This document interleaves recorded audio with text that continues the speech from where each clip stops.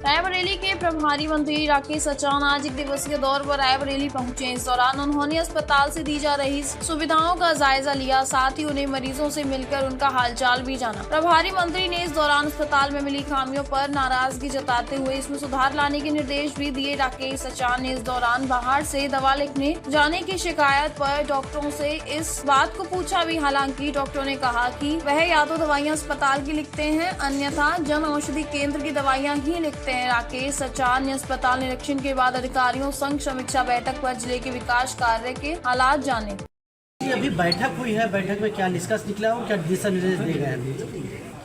देखिए, आज समीक्षा बैठक रायबरेली जनपद के सभी अधिकारियों के साथ हुई है और सभी मुद्दों पर चर्चा भी हुई है।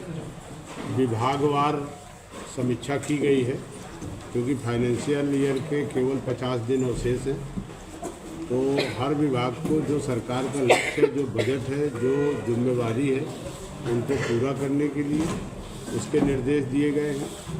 साथ ही साथ कानून व्यवस्था पर भी चर्चा हुई है। जो पुराने समय पर कुछ मुद्दे आए थे उन पर भी कार्रवाई हुई है। तहसील थाने पर अच्छी ढंग से सुनवाई हो, लोगों की समस्याओं का निस्तारण हो, तो सारे निर्देश दिए गए हैं। सरकार की जो डबल इंजन की सरकार है, जो भी देश प्रदेश की गरीब कल्याण की योजनाएं हैं वो जन जन तक पहुँचे, ये भी अधिकारियों से कहा गया और अपेक्षा की गई है।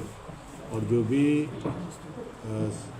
शिकायतें मिली हैं उनको भी हम लोगों ने जिलाधिकारी और पुलिस अधीक्षक जी को दिया है कि उस पर जांच करके वो हम लोगों को बताएं। मंत्री जी, पूरे अस्पताल की कई शिकायतें निकल के सामने आती है। वहाँ पे जो रिटायर्ड कर्मचारी हैं उनकी कई शिकायतें रहती हैं और बाकी वो चाहे सिटी स्कैन की बात कर लीजिए या फिर ऑक्सीजन प्लांट की बात कर लीजिए, वहाँ पर भी कुछ सुविधाएँ हैं। उस पर भी हम लोग गए भी थे, निरीक्षण भी किया अचानक, और कुछ बातें संज्ञान में आई हैं। और जो रिटायर्ड अधिकारी की शिकायत थी वो भी हमने जिलाधिकारी को दिया, ये उसकी जांच करके बताएंगी। और जो उनके ऊपर उन्होंने जो आरोप लगाए हैं उनकी जांच करेंगी, तभी हम उसके बारे में आगे बताएंगे। निश्चित तौर पर कार्रवाई भी करेंगे। और अस्पताल में जो थोड़ी बहुत कमियां हैं वो भी अभी सीएमओ से कहा गया है, उसकी भी संज्ञान लिया गया, उसको भी दुरुस्त कराया गया। मंत्री जी, पूरे प्रदेश में उनकी संख्या बहुत ज़्यादा अत्यधिक हो जा रही है, जो मानकहीन तरीके से संचालित हो रहे हैं। उनके जांच के नाम पर भी सिर्फ जो है खानापूर्ति हो रही है। अगर शहर की कुल बात करिए, एक मोहल्ले की बात करें तो लगभग वहाँ पे जो है 2 दर्जन से अधिक अस्पताल खुल गए हैं। हर मोड़ पे अस्पताल हैं, जो कि आए दिन वहाँ पे मरीजों की मौतें भी होती रहती हैं।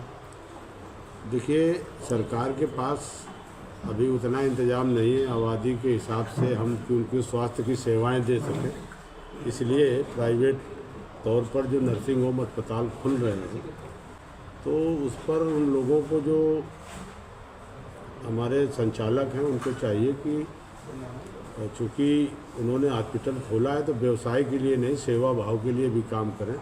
अगर ऐसी कहीं कोई पर्टिकुलर कुछ शिकायतें हों तो आप डीएम साहब को दीजिए, हमारे अधिकारियों को दीजिए, तो हम लोग उस पर उनके ऊपर कार्रवाई करें। मंत्री जी, एक आखिरी सवाल है कि रैली में बेड की संख्या कम है और उसको लेकर काफ़ी शिकायतें आती है, कई अव्यवस्थाएं भी रहती हैं, उसको लेकर कुछ करेंगे क्या?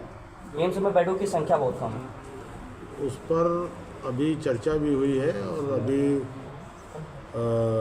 उस पर जो बजट मांगा गया है उस पर कुछ बेड भी बढ़ाने की व्यवस्था है, क्योंकि रायबरेली में जो एम्स है उसमें इंफ्रास्ट्रक्चर का भी डेवलपमेंट करना और फैकल्टी में भी लोगों को आगे बढ़ाना, इसका भी प्रस्ताव है। मंत्री जी, पूरे प्रदेश में पत्रकारों के उत्पीड़न के मामले भी सामने आ रहे हैं, इस पर क्या कहेंगे?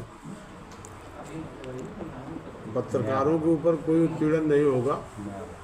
कुछ मामले यहाँ पे पत्रकारों ने संज्ञान में दिया है, उसकी जांच हम लोगों ने, उसका पेपर दे दिया है कप्तान महोदय को और उसको जांच करके उस पर कार्रवाई कराएंगे। जिन लोगों ने भी पत्रकारों को उत्पीड़न किया है उन पर कार्रवाई होगी। कुंभ मेले में जाने वाले लोगों को लेकर के अखिलेश यादव ने कहा है कि भाजपा सरकार को जो है टोल फ्री कर देने चाहिए। उत्तर प्रदेश के फिल्मों के लिए मनोरंजन कर को ख़त्म कर देती है, लेकिन टोल टैक्स ख़त्म नहीं कर रही है, जिससे जो श्रद्धालु हैं उन्हें काफ़ी दिक्कतें हो रही हैं।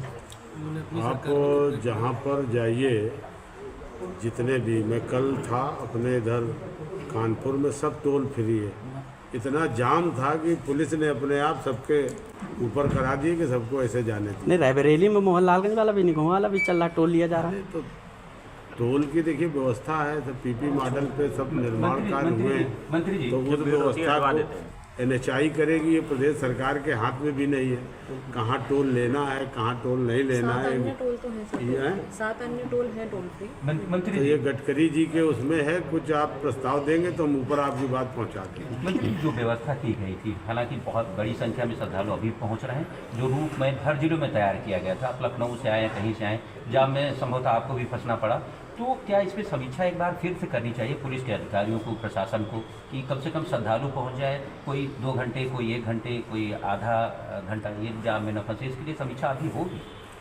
देखिए, लगातार समीक्षा चल रही है। मुख्यमंत्री जी ने कुंभ के इतने बड़े आयोजन के लिए 1 साल पूर्व से चिंता व्यक्त की, तैयारी की।